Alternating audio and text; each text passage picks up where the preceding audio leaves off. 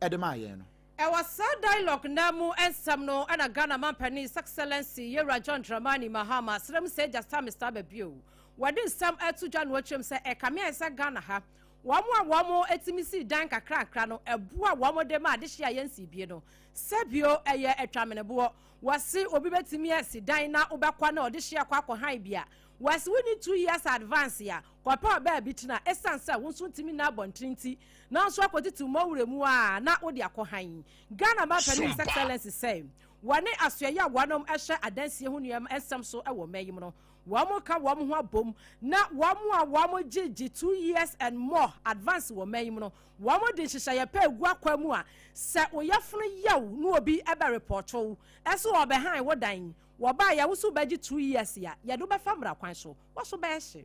Housing is a major problem. We need to have a national housing dialogue and decide how, between the private sector, government, and labor, we can come together and come out with a social housing policy. The reason why private house owners are taking advantage is because of the deficit in housing. And so we have the rent courts. We say don't take more than 6 months of advance, rent advance. But the one who is renting and the house owner are both not prepared to go to the rent courts because they're doing it quietly. It says pay 2 years rent advance. You can go and report him at the rent court and we'll hold that landlord accountable. But the one who is being asked 2 years rent advance doesn't want to go to the court. He will go and pay the landlord because he wants a place to lay his head. And one man penny waka no esansa wentua pe onya bi enda ana wonya baby na enti no dia memene fe no atua ne sanse say ya mo se mo de restrictions eto ho na ho court wo ho nyina no ye betimi aboye ho moden opani a okasa ye Ghana man penny ni His Excellency Yera John Dramani Mahama dialogue wa ewo eye Jubilee House wa woni organized labor ehia ye no eno de sanse mi etuja Yedaswa ejina omampeni natsina yehonom na enra eyade se wodan kalsum sinari bafo wodan wedi se womameye Ghana na musini emfa emma Spain minor eye Kingdom of Spain na commissioning no womu echire musa ne nyina ekantoto yahodo se de beya wombetimi enya na musini bi e bankita hodie ebe adwedie ene ho kro ne ba wo aman mienu no entemu a eniema nyina ebetimi akoyie na kalsum sinari bafo ya ye ka ne ho asami maami woye Ghana sinitwani adwuma no waya cheye pa beye emfie aduasa bi ene akirenie na wodi kan ebeye model ansa na wode ne ho eba behye sini adwumadie no emu 1980s ho ene early 1990s ena saa bre no maami eye se wode ne ho ebehye model adwumadie no mu ayekire bi se na pageant bi kura wo hodo saa bre no world pageant 1990 womu asa bre ne awo no de womu nim saa pageant yi maami no ogina mu dendenden ma Miss Model of Africa title no wono kura ne yede ebo no akire ansa na wode ne ho eba sinitwa adwuma no emu a sinini de watwa ahodo bebre de eba ye ma Ghana fo edi hunu maami pa eye babina na yeka babina na de na chese womu a womu ye interested with entertainment industry no emu no womu nim se maami na yade se ne ro no wo play ni ye pa wodididi mu a ansana emfie kwa animi access ni twa no won sheda ehunu no gidigidi te se emre bia etwam no so yo bia emperifo akire mu se ne ho dwie pa ne bia mu do ya kwa akire nti no se sia de ya commission no se Kingdom of Spain ambassador ya Ghana ambassador Emma Kingdom of Spain enti wono na wo hemfonyina hodo ya egu Facebook na fa TV no eso a mampenye de enkrata aba ne ye de penetintintintim so se adwuma no wono ene wo mugidi se wo betimi aye de aboa ma amaya hodo no mienu so nkita hudi a eda wo montem no etimi agine yi we nyina no eya kase no gasam de no a waso asene abode foundation kama ama yesi dan papa kase no dan no ede asiso no eno an ye de ma ho e wo SOMPA FM ene SOMPA TV so no ebusia wo kosesi ya aban betua ne ka eya aban mu adwuma onipa obetu aka no eye onimnyamfo kasel atofo sen obemfo wono na yakasai wo kire se sesei aban ye ne obetu bia wa ye hyehye kyese wa bie kura to dendenden ya fair wages and salaries commission wo mu nyina de o mano atom bia wo mu nyina keka bomu se 2026 wo mu gusu wo hwe na ya ye recruitment nye sojafo ne aprosifo de ne bia na emom wono mu a ekwa aban nwuma mu se bia e wo behwe na aban adwuma bi a wɔ junction so baabi yɛ pɛ adwumayɛfoɔ wɔ hɔ a na yɛfa adwumayɛfoɔ no tempestuously aban no yɛ ne obetumi bi aboa ama wɔn afa Ghanafoɔ a edi sɛ fata si yɛfa wɔn wɔ nnwuma yi no mu wɔde nsɛm wɔn nyinaa to dwa bra na presidential encounter with organized labour ɛnrada yɛ amampanin kura kasa yɛ wɔka sɛ galamsey dili wɔn ane nkurɔfoɔ no bi ka ho bi no wɔn yɛ no ɛhɔ ɛna wɔde kɔto dwa no wɔkyɛ sɛ no korɛ sɛsɛ wɔn ahunu sɛ Ghanafoɔ bi te fie wɔn nya adwuma a wɔn bɛyɛ wo a wonya adwuma a wɔbɛyɛ no tie nia Dr. Kasela Tofosin wɔsi wi.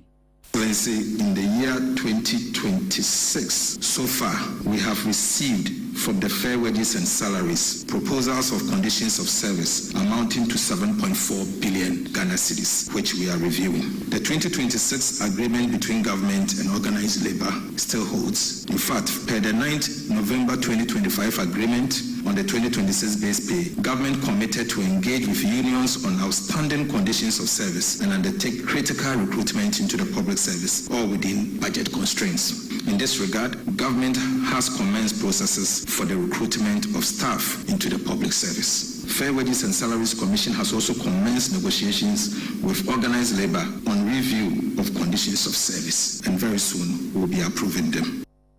Enchekura na ya de setampo ba besi won so we aya Dr. Kasela Tofosin o man Ghana mu nyina no yesi gasam so afo ana yete ne nka no Oswani awano wo hwenkita ahodie ehonsam so afei digitalization and innovation ayonia for some not say George wakasa se wane na so ye no egu ahoboa so a enche wanu be launch a SIM card registration no wanu ebe launch ye na chese afie sim ya first quarter ye mu ye be hyase na ya register ye SIM card ya ahodo a ye yuso ewo ye fiefie ahodo mu na wakasa kakra eno ne sompa kase a chense mu say se ebre ne so se okwa register o SIM card ya wo yuso no a hye ofun ni mu a wasi watoto sre ensa dansa ye mu okura ne sam okura ne akyekede Ghana card na adi kwa register no hu say ye wawo dia na wo kwa register SIM card no eye ba ko pe ekome ana wo di register na wo register so eye wo ana wo yusuo wasi se okwa register mu obi na se sabio na no susumi na so obi e de sa SIM card na wo di Ghana card ya a register dia ma no ekwedi bone ya be block wo Ghana card no utimi fa anya hwe bio ya be san so abechewo e de aka ho ni nsam ni.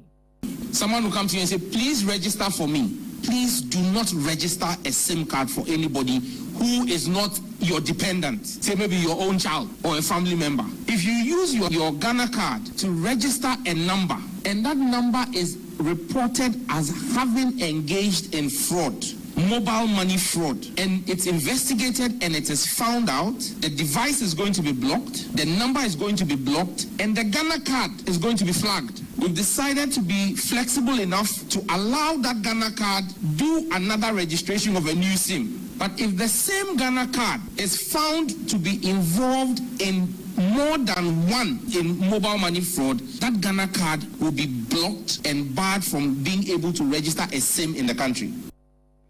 Nigo pram rashe bejani wano aneswani a washe communication, innovation and technology ehon samso ewo maim onenya for Samuel not George nisam eni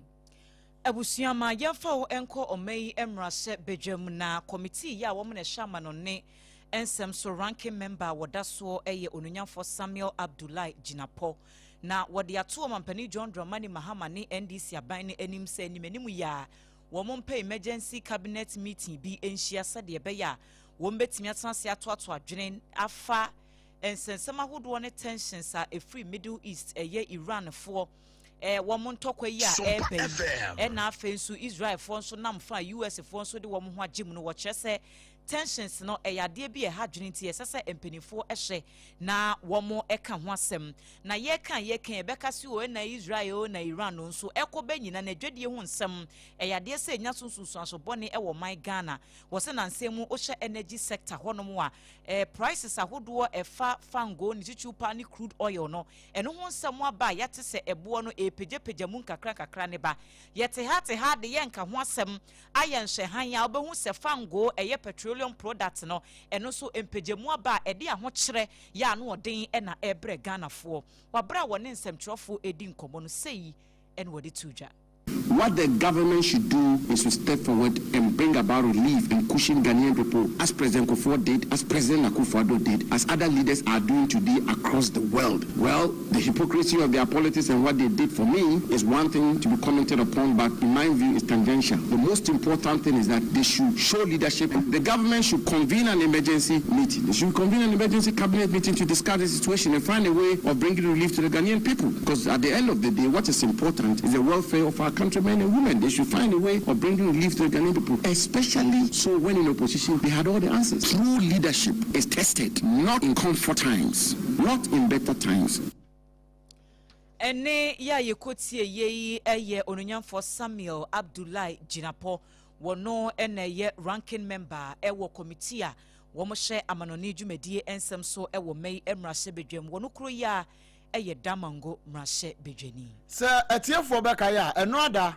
ema yede beto wanim kwakwa de mampo na kwasa sade bra ye se gomua Pochin Junction se petrol tanker ya na wonam na yehu ya ne se ja tomu ewa Junction ne so wa se bambofo ene wono mu a edumja wo mu ante amfa sa Junction ho ntam a anka bia kadi oye ne ye mu ode ne ebaaye no ene ya no kura wo mu koye adwuma pa adwuma no de woni abo ne nyina ye mo opiafo na se wono mu koduru ye no chese wo mu akwanchi ja no awie eno de omanfo nyina ni wo so wono mu a ekobra sa awuo no se wo mu koso ahompafen ayi wo mu ekọ fire ekọ fighting sa eje ni pa makomako edumienu 12 wo mu nyina ko prepra obi a ono ko boa akwaji omanfo de pade esi hode ama won no wakopra we nyina mu no Ghana National Fire Service wono mu nkrobata wo enfifiri mantem mu pani a wono na kasa edema won Abdul Wasi Hudu wono na atwa nkrata tententin be se free ha akwasi mampani aboboa no na waka no nyina abom kama na wakire se enrada ebra na abobe sa anopa na onum apa ho sima no aduonum enwotwe 0558 hours on Tuesday ana wo munya nti se petrol tanker bia ne ka no number no abo akire no GT 5671-22 GT 5671-22 na wonam enkrane wini bakwantempo no so na no mu ya ze ja tomu ene tempestuously ana wo mo efre fire for mpanimfo no ene o mkoduru wo na abo anapa no nsia abapa ho sima no aduonu nsia pepepe 6:26 am ana se 06:26 hours GMT ana wen koduru ho entampa no a won bo modien dundum jano ma bibia ye kama ama ene ma nyina akoboko na ene ma na wo ana se petrol no se na ewo mu na ye 5400 liters ana na ewo mu nanso ni jane gusu a hye ntantam so a ene won bo modien dundum no na wo mu wie ye watwe brem nya wo mu dum jane wie na bo anopa no nwotwe apa ho no sima no aduanan emienu 0842 hours GMT wo mu wie ya afi wo mu se wo mkukunu wo mkaka no we de me ha afi wo mu hwa ya eja na hu wo mse ne yesa be mpraduasa wo hu kusie anu akoya abra ho sempa ni ba makomako edu emienu wo mu nyina yedum ja adwumafo mpanifo nko a na eja no atimi ahyehye won sa ne santi no wo mu ka we e de atoso mpanifo a wo eye Mfifi Mantamu Central Regional Fire Command ACFO1 Mary Atenga Mensa wo de atoso kyerese no kura Sadie we yesi yene de very manim ho wo mompa yese bi nsi bio nanso agya wo mo adwuma no wo mba ne den ne sa no na wo mo ka kira ban ne wo sa ban ye ma wo mo bia no wonya ne ntam titru pa ne wo mo rent allowance aka mu a eno kura mpa akwaye boachi bi din se sompa nka wo bi anka bi ma wo no sompa bakanti wo mo de fa sompa so sankrata yi nyina no eye Abdul Wasi Hudu wono na nensa ehase a wono woye divisional officer grade 2 DO2 no eno asensan ne kama e de afremfemfem Mantamu a e da na akire kama de ma we abusua wasugusu a wutie premtober kase e wo SOMPA 106.5 FM Accra yadamu live e wo SOMPA TV no eso Facebook no so etwagu anidie mu ada obetimi ehye ho one like page na shama for front so enya bi ahwe o wa adwenkyere bi a ne yasere wo wa mena fa kase hu na de ato won mo breba mu a ye bebo kyere e de asomo ye to ansam no eso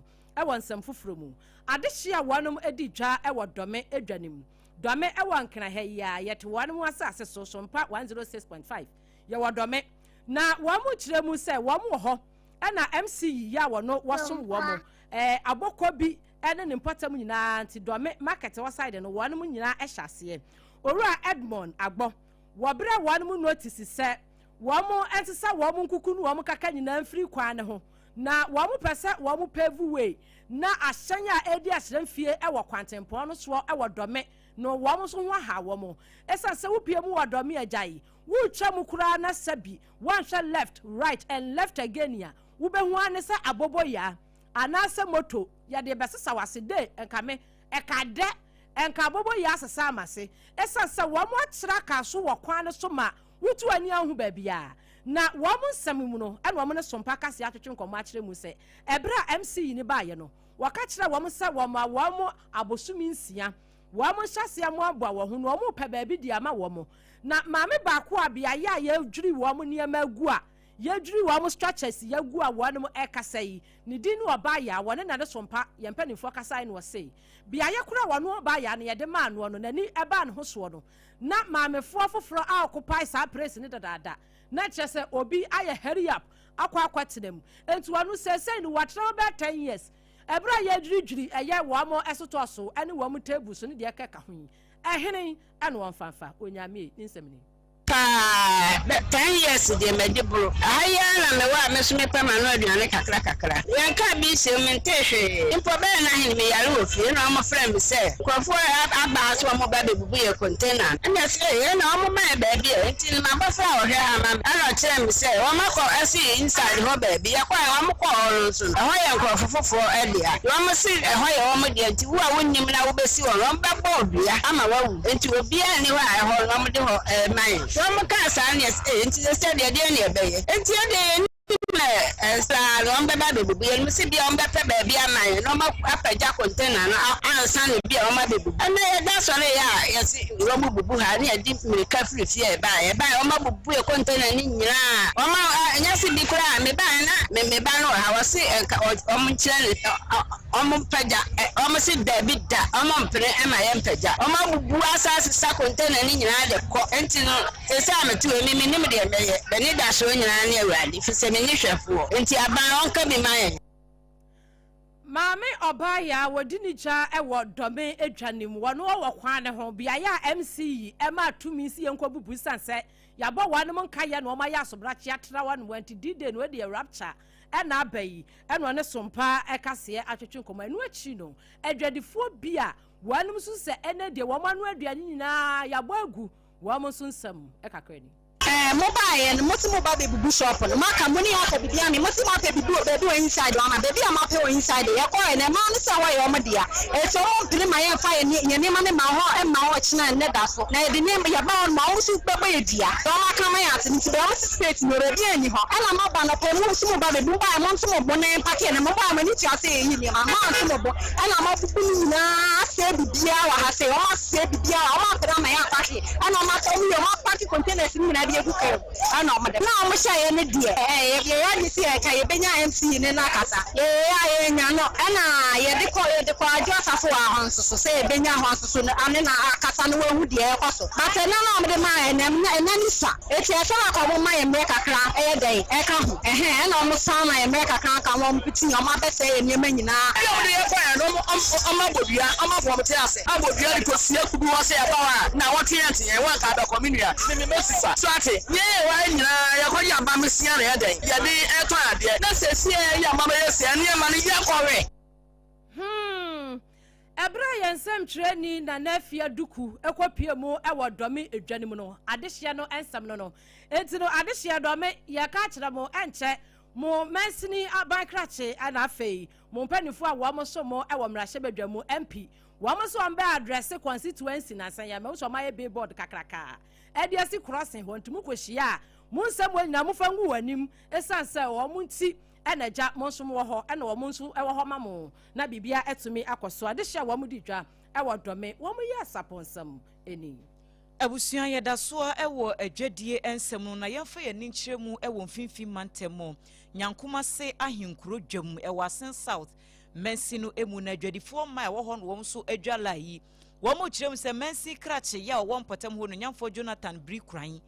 ekwanya wode adwadifo no enam so ntichu pa ne ma no eyade bi e ha dwene pa nti wo ma friends and trofo nhia mu a yama ne boni Erika na kopie mu ase no wo mo edetu nanim se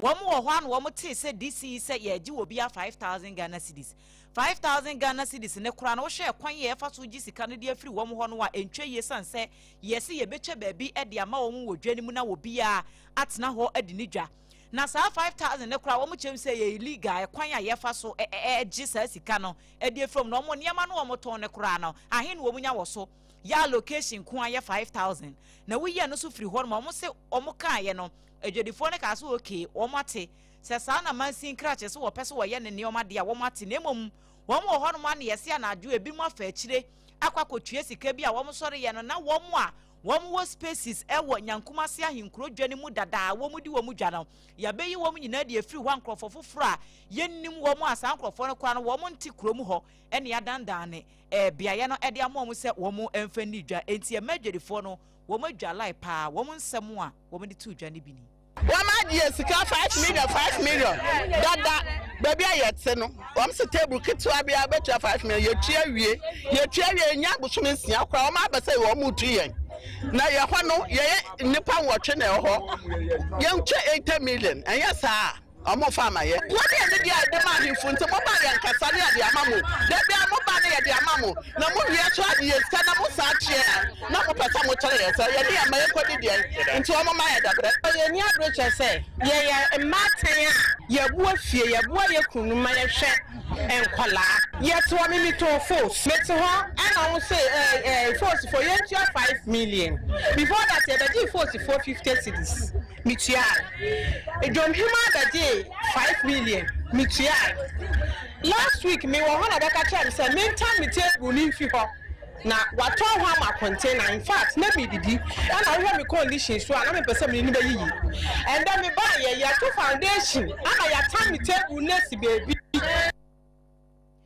Wei eye madwadifoɔ ɛwɔ nyankumase ahenkuro dwam ɛna wote sɛ wɔn de wɔn nsɛm ɛto dwa no akyi assembly member yɛ ɔwɔ mpɔtam hɔ no nyamfo David Dani Dazi wɔn so de kakra epi so sɛ assembly no wɔn nhwɛ na saa asɛmi wɔn nka bi ɛmfa ma madwadifoɔ nsan sɛ wɔn asɛm no ɛyɛ mɔbɔ na nia ekoso ha a platform nya ye gina so yi eye kane aban na otwa mu ko ye no ebe ye platform say na ema no wa hadada ene etu omo ye say ye platform ya mom na ya chichem na obi abomode de ne table asi baabi na waton ade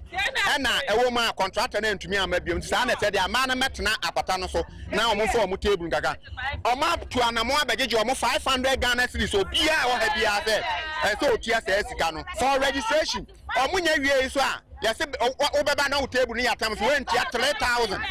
Went 3,000 Ghana cedis, not just a 2 years here. And how much near to foundation near 2 months. And may in a sabe, a chroma, as a summer man, me flam and juma, or mobile time, a chinia yam and you must yes, a chroma, yes, a day in also. Now, so better baby as or Motana no to not yet 2 or more as you are. I'm a no say, a summer number, a summer platform, a summer project. Wei aye nyankumase ahenkuro assembly member ononyamfo David Dani Dazi ena yete se woni yamane boni erekanan edi nkomo no na Eric yese nko obebo honorable punumu ana waba beyi ne ho ano enso honorable se debi we de wonya nkasa sesi a enti ebre sem no se honorable eye Jonathan Brikuran ya wo ye DC ewo empotem ho no wono so de nano di nsem ebetu dwa ye bedane akire ede amatiefo na DC nsem ya ukopie mu ewo Kwabre South mansinu mu asantimanta mu a ho DC de wono de wakasa pa ni nyina ye se mabunu anya hwe kura mabunu be se mpim mienu de wo mu anya mfaso pa ewo national apprenticeship program na se nap no eno wo mu akoda niema bebre ede ache won ene wo mu master fo nyina na bra wo mo de dwumade yi ehye so na wo mu tu abinumu eja yekotu abinumu trinsa amo machines wo mo de be kwa akosua adwuma na bi nso so ye ma master fo no ne ma wo mo de be kire nkwada no ade mo matimi anyansa no anwuma no sa bra kro no na okopie mu ewo mfafra mu ho no a yewra eye Patrick Opokufo fie ya na ya Ashanti Regional Director Edema Map National Apprenticeship Program na wo gina mu pa anu ase ha wei sika aban na ase no no ewo wo mo ho nyase ase no keke Nemo msi ade mo omonsa no nyuma no omanya bibi papa ye no ekwa be 300 million Ghana cedis e na ban na twa to osa no na munim na mokwa okwaza titiri pa ne wo oye master na obahwe ode nipa tana ba kwana nipa ba akopɛ wɔn ba abaji ana say some be adwuma ana mo me to government no so enya meeting machine industrial machine akwa bia so nya butterfly machine mo na o me ko so adwuma no pade enya o meja pade eti monitor ni bako so MC baby bo so better baby it's any ya mama curriculum mo so bia na sa apprenticeship no eti e bana so ko contract sa curriculum na I think say a contract no must sign we better do a contract na ya je na na for pilot nya ye afi ni be bia pum aye main equipment ama balance afi nya 100,000 ti say na tayar san trade ya do so te binya kase itu wa wenye da kwatuma to ma dey apply ya be from abana so dey ama mo ko digima abaima master dey to akodo 3 zaman ti say mo me government yi abai to akodo 3,000 ti ma ngura 5 because abaima 15,000 e digit 4,000 ama mo yin to say aluminium ya dey no to dey be this car mo dey they say ma ko dey 500 cities ah ko shi dey ba ko dey to shi na fa ka ko shi eduma wey ayayera Patrick Opoku Fofie wono ana waye Ashanti Regional Coordinator Edema Nap National Apprenticeship Program wakasa wiye yepe ana DCE Mame Patricia Pearl Ankra wono so de kakra ka no wachesa no kra wey womo ba ye womo afa master bia na apprentice no womo twa bia picture album no womo de kwabo office wo kama ewomu a wono akasa so be fa akiri no abehese no kra womo wo ho ana Daka go south ya che enema ma master friend omo apprentice our mampeni His Excellency John Dramani Mahama police wa bibi te emaguna wo Ghana benansa no juma eye biku kwa ehema mara studio ma omo ko school kakra a bikuta diploma by Mr. Kutansa no juma ene che sense no juma is not limited to bi awan ko school kwa enti we so bi en kwa se oye no ho no nsia ejuma no ko de ya no tiki master biana ne nkola photo album tiki photo album ni personally mesa around na ma master bia shop kuma kwa say ampa ni ne ampa so kala na abi omu bi ba baje enema no omu isu adwuma na so omu isu adwuma na we revert back and abai na my two say we say calling ne ma ni nyina ni sika e ama wo nyina back ya besa recall sika e de ama wo ne ma ni nyina back na wonu mu anya sanfa so ebi titru pa na master for na apprentice for no wo mo da asese na ya ninga so benya ne me wa my machine e betimi de sin adwuma ye da na ni nhira no ene ni ni maka oye ye ni agipi esan se e bra na aban ne bontoa no na e kan le bo hye ho se erade ya do na se oba obeboa ye nya ye wonsa no dwuma no na ya kire enkola nso adwuma na me adaroma ne bo hye a wo hye ye no we di superpepe na se de wo hye se de ye enkola ejina huma e yo maniji esa yo mo ahoa se yo ma ama bo a wo hye ye no wa de we di superpepe we jina we me nsa ka me machines engola no nso ayede ensan so aka wo mo machines ye da na sipi de wa ya ma ye ni so ye da na se pa Elis aban John Dramani Mahama ye da na se e wa konya kese a wo de ama ye no so a ni de enti yan kosra nko school si apon mu no ye sinsa na eduma na ebe ye no campaign mo ka shi na wa kanso amana bem amene ye hu ade fefe fi masters enya machine ye nya nkwala nso e ko kire wo maduma at the same time no obetua ye ka na o man nkwala no so top money a o de be duma da ne de nyina empanifo akandada se obi nkasafo asem pakodo ena se bempredi asa futu nyina no eno ane jikakra kodi enti se ya de ma omo no omde akwakoso adwuma yi esan jikakra kodi won benyansa no anwuma na daache won so de atimi ahwe omo we nyina no ya ma ne boni ba wa beidu ena sesa ne nyina atoma ne ye won kran yada so agina mu mfimfini mantamu na we no yewramu awapomuden ensemu upiemu won mfimfini mantamu Central Region opani a wono eba no health service wo ho no no a aban ayasabia wo ho no opani a wotua wo no mo no director Dr. Albert Jabin Brechum Nyakon wakasa kire mu se mfimfini mantamu wa mo brepa ayasabia hodo a wo ho no no adokutafo a yede wo mo ba ho no wamu ba wamu timi yi wamu yami ye adwuma kama enso no wamu hwa emofra baby ngengefo na konsakra ne benya mfinhia be se edunwotwe ya fra wamu pediatricians no wamu ba be ye adwuma kakra wase metua mengu mahia so kakra ba me ko specialize ba wakọ ahwem o mabiewu doctor kire mu say e de sa menei wamu ya fra wamu specialist pa ubenya wamu won finfini mantamu e bia Cape Coast Teaching Hospital e bia womu edi womu dwuma e wa yasabia trauma and special hospital ya no no e wa wini ba no ubekọ no kuma bi enti akwame yesa se gab dadadam womu etoto sira mpanimfo se adokotafo ne kanka pediatricians no ya de womu ba ya hwa womu ntena ho womu nya adwuma nkyɛnhwɛ mɔfra no ansa na bɔfra benya finhia edunkuno de onfa sa doctor ne nsɛm a wasi ni yie mu no womu pese wanum si specialist unity bi ewo trauma and special hospital no ewo winiba nanka womu de womu ankasa de atreni womu ankasa specialist fo na womu si atreni womu wo hode a won be ya adwuma akyɛ ne nsɛm ni.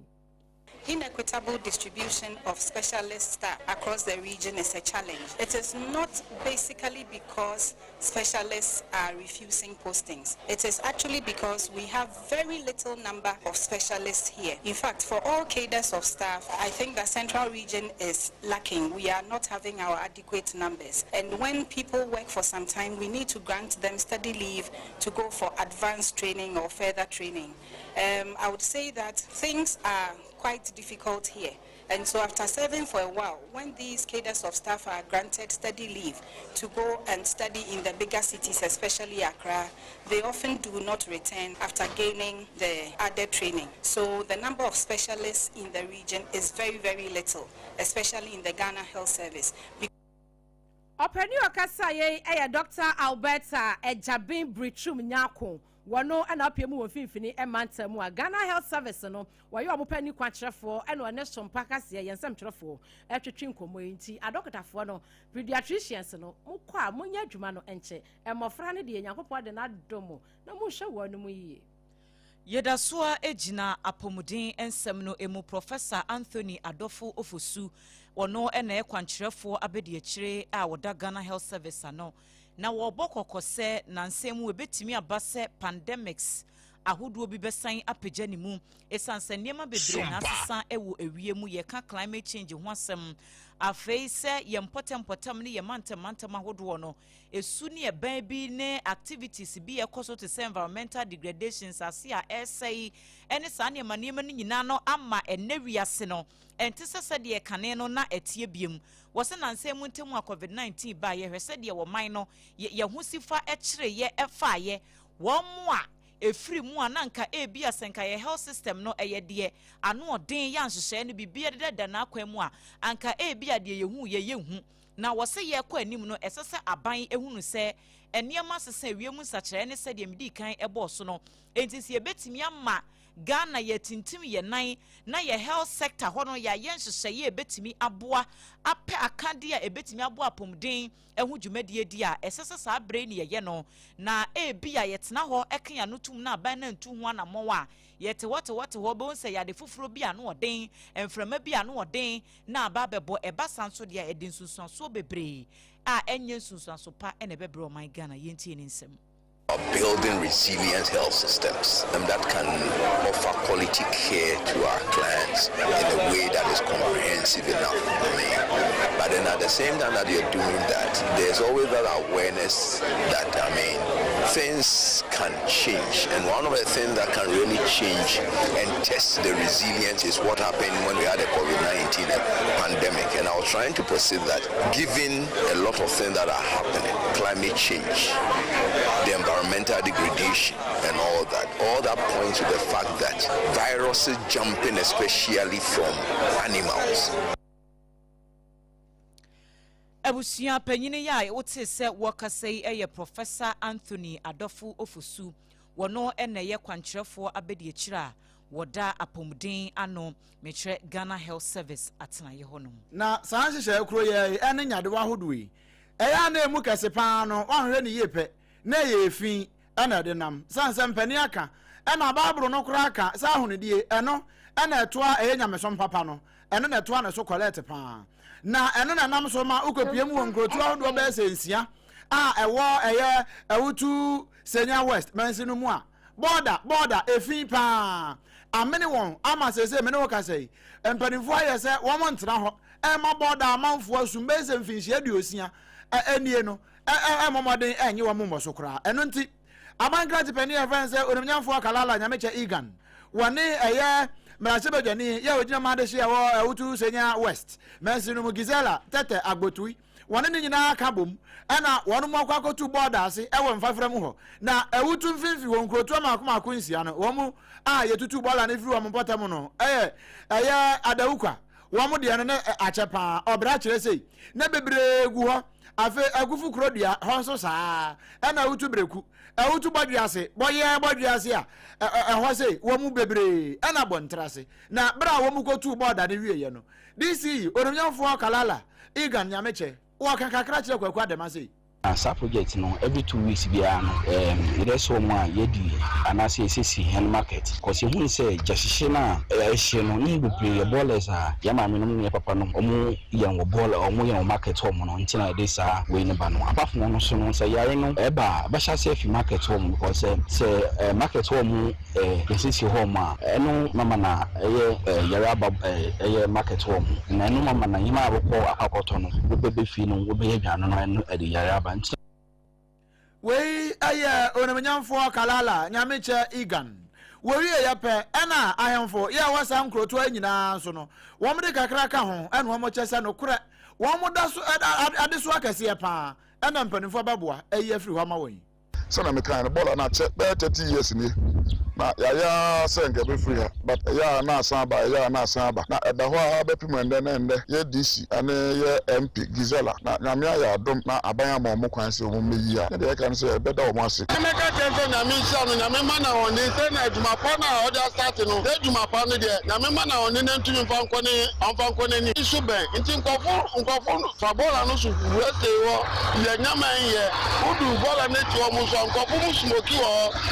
mbo man no there was a work to no munti se sentini to da mo na afa kro no da ma na mo fa wan pe fun o mu nyina yare na no mu nyina yare nti ba bi de 30 years ba bi de 60 years bi dum de akra de wonya 61 eno eye border ya aju amanfo aboso wo mfifi mantem ba bi a eye awutu senya West mensi no emu ya kwakwa dema wodi a kire kama kwata se no nyina de bre yen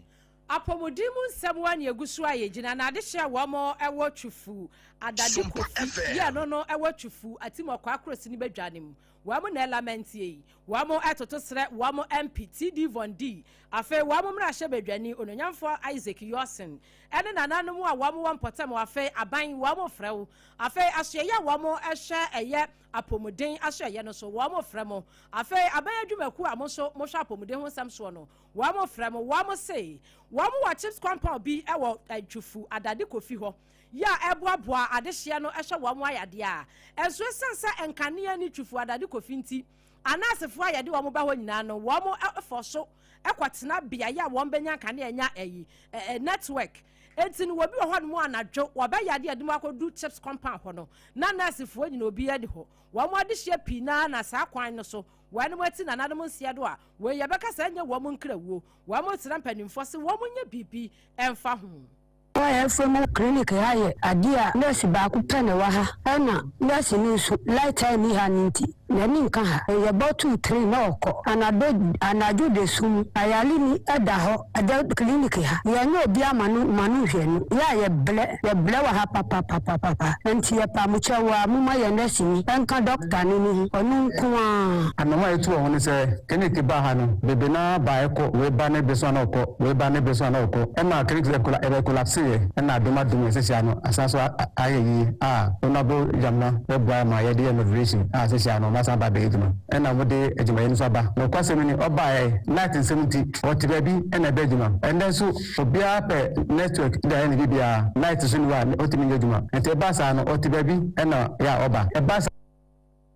adehye wonom ewotwufu adade kofi wotwufu atimɔkɔ akrosi ne badwane mu fimfini mantem wo mo ya saponsem ni enti nurse ni no aye kopɛ ɛno hɔ no kura na saso ye in charge no ɛkasai oru atete Bernard wono so ɛse esanse wo mo ni light ɛwɔ ɛyɛ kuronim ya sabia hɔ ka ho nti empania bi hɔ no wa de miminim no wayi empania yi sei ebi hɔ bie so wo so de hya fridge mu light ni wonti wo so wotwa kwansi ni babro de hɔ no de akokura enkania wo so no de akɔhye obi fridge mu ɛno enso hɔ a empa ya afɔ ne ba obetimi aditani wo kakra de wo mbeto so ne bi ni hɔ ɛne akade pii ya ɔhua ɛwɔ chips compound ho menkwan nipa mehwe chip company wa ha nsin menkwan na mehwe ayarefo menkwan so na mehwe apemfo menkwan so na mewe eno danche no so na ade ti pa ha na ha me ba ha se chip company kakaka ni kru my light ni ha nsin tesa na me fisi a whole lot of time nyane me say yendu ndi bebre o ha yi si e was e di she fridge tesa say light ni henti e was me travel by say inference almost 2 miles to the nearby 2 towns which is Kotochi and sana metini akofa endro as fridge dem say bibia na ewe na e was me ko eba esa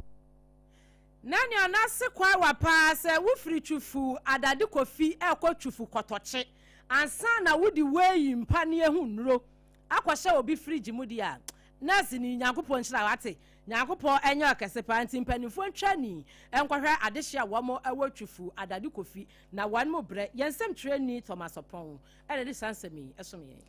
abusua ye kai wo se premtobre kase bo e wo SOMPA 106.5 FM Accra ena wasungusu a wutie na face SOMPA TV so yeda so live a wonya ensem ni bi na wahye na gasem cement eno ena ye kanfo ede ama wo se cement ne de dodo no na we adwa so na emom wo pede ebetimi aboa project na wo ye no a koto gasem de ni bi eno ena eye the nation builder na yedi Asia dan aye project ahodo institutions abanyuma nkrankre ayasabia mo amusi hotels ene saa niema no nyina no eye gasem edini ye ba kope na wo de super strong waterproof cement aba eno ene wo mo launch ne foforo kra ewo edwama so enti wo kwa wo so pe super strong waterproof cement eno ahoden a ede nam no enye easy enti ukọ bia ya ye tonton building materials a enye na ohokra ukọ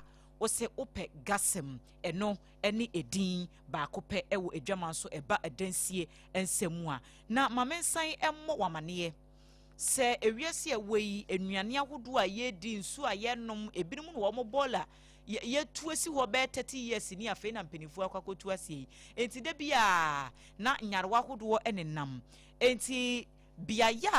ya said that agia tum mfidie papa ya ye de ye adwuma eye endpoint homeopathy clinic womanam homeopathy kwan so sayare se bia u kidney na u liver na ho aba asem se ye entini premature ejaculation na etete wo ya wo ho asem ye prostate Dr. Duboatin ene na pamfo ye krado wo endpoint homeopathy clinic a won behwe na wo mo aye dwuma ede amount spinters enkran bia ya efra ho shell signboard ho na abehunu wo mo krono mabo ahia so ewe kumase Fred Doctor wo 0244 867068 0244867068 na wokọ na okoye test ahodo na yese malaria na etete wo anase bia wa brekeke honam ya ene sane ma no de aduru a wo beto no time heba mesha Dr. Otafrija aduru ya wode abadwama so a ebo adwuma yie pa se wanu ato a wo se wode aduane bia eno kokọ bia ye tonto nuo bia pharmacies herbal shops ubenya bia to also pe TIME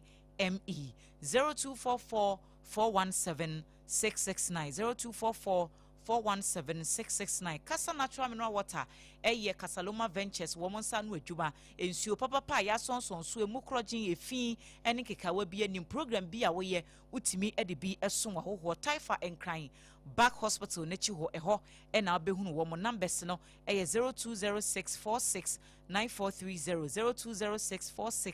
0206469430 wo madaroma ye dane ye hu tiawa ni agenkrato ye ba ye de kase no to aso ebema wo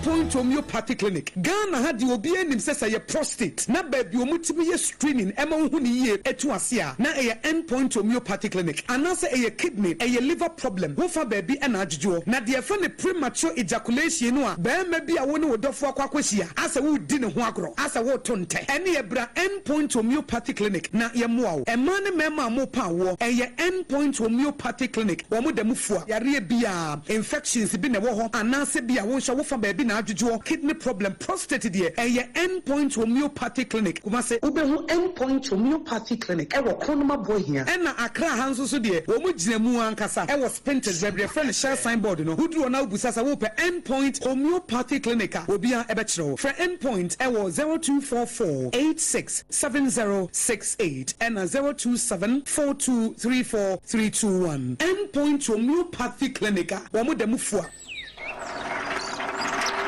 Edebo how krenia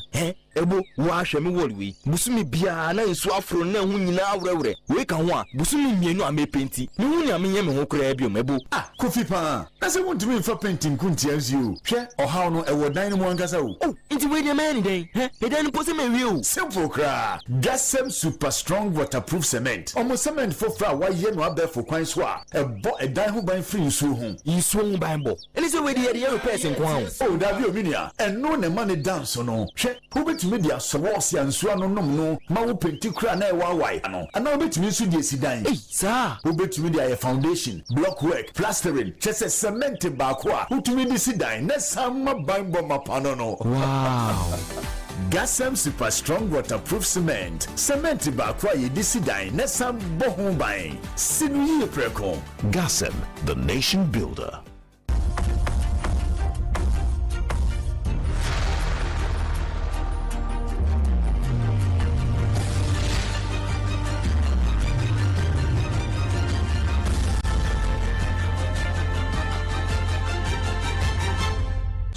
TV Emma Aketiapa